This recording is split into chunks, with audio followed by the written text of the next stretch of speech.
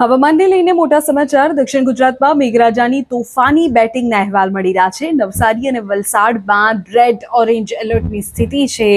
આગામી 7 દિવસ ભારે વરસાદની અંબાલાલ પટેલ અને હવામાન વિભાગની આગાહી છે. ભારતીય હવામાન વિભાગની આગાહી અનુસાર આગામી 7 દિવસ રાજ્યના જુદા જુદા વિસ્તારોમાં ભારેથી અતિ ભારે વરસાદની ચેતવણી વ્યક્ત થઈ છે. અરબી સમુદ્રમાં ઓફશોર ટ્રફ રચાવાની સાથે ગુજરાત પર સાયક્લોનિક સર્ક્યુલેશન મજબૂત રીતે સક્રિય થયું છે અને આ બે અલગ અલગ ચોમાસી સિસ્ટમ એક સાથે સક્રિય થતા રાજ્યમાં ખાસ કરીને દક્ષિણ ગુજરાતમાં ભારેથી અતિ ભારે વરસાદ વરસી રહ્યો છે અને આગળ પણ સંભાવના છે. વિશેષ કરીને નવસારી, વલસાડ, ડાંગ, સુરત જેવા દક્ષિણ ગુજરાતના જિલ્લાઓમાં ઓરેન્જથી લઈને રેડ એલર્ટ આપવામાં આવ્યું છે. નીચાણવાળા વિસ્તારોમાં પાણી ભરાવાની અને નદીઓમાં પૂર જેવી સ્થિતિ સર્જાવાની શક્યતાઓને પગલે તંત્ર દ્વારા એલર્ટ જાહેર કરવામાં આવ્યું છે.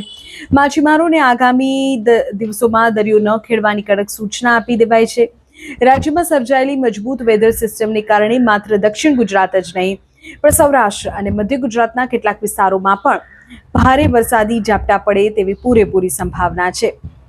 ક્યાં ક્યાં અત્યારે વ્યાપક વરસાદ નોંધાયો છે તેની જો આપને માહિતી આપું તો રાજ્યના 111થી વધુ તાલુકાઓમાં વરસાદ નોંધાયો છે. નવસારીમાં ભારે પૂર જેવી સ્થિતિ છે. આશરે 6 ઇંચ જેટલો ધોધમાર વરસાદ પડી ગયો છે, જેના કારણે નીચાણવાળા વિસ્તારોમાં પાણી ભરાઈ ગયા છે. વલસાડ, પારડી, જલાલપુર, ગણદેવીમાં પણ 3.5 ઇંચથી વધુ વરસાદ થયો છે. સામાન્ય જનજીવન પર વિપરીત અસર પડી છે. સુરત છે, વડોદરા છે, રાજકોટ છે, ત્યાં પણ અમદાવાદના કેટલાક વિસ્તારોમાં પણ વરસાદી ઝાપટા ચાલુ છે. ગાંધીનગરમાં વરસાદી વાતાવરણ બંધાયું છે. હવામાન વિભાગની આગાહી શું છે તમને કહી દઉં તો આગામી 7 દિવસની આગાહી છે, જેમાં નવસારી, વલસાડ, દમણ, દાદરાનગર હવેલીમાં ભારેથી અતિ ભારે વરસાદને લઈને રેડ એલર્ટ જાહેર કરાયું છે. સુરત, તાપી, ડાંગ અને મધ્ય ગુજરાતના જિલ્લાઓ માટે ઓરેન્જ અને યલો એલર્ટ આપવામાં આવ્યું છે.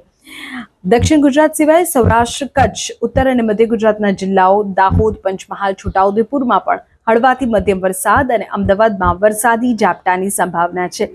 તમે કમેન્ટ કરીને કહો કે તમે કયા જિલ્લામાંથી વાત કરો છો અને એ જિલ્લામાં અત્યારે વરસાદની સ્થિતિ શું છે.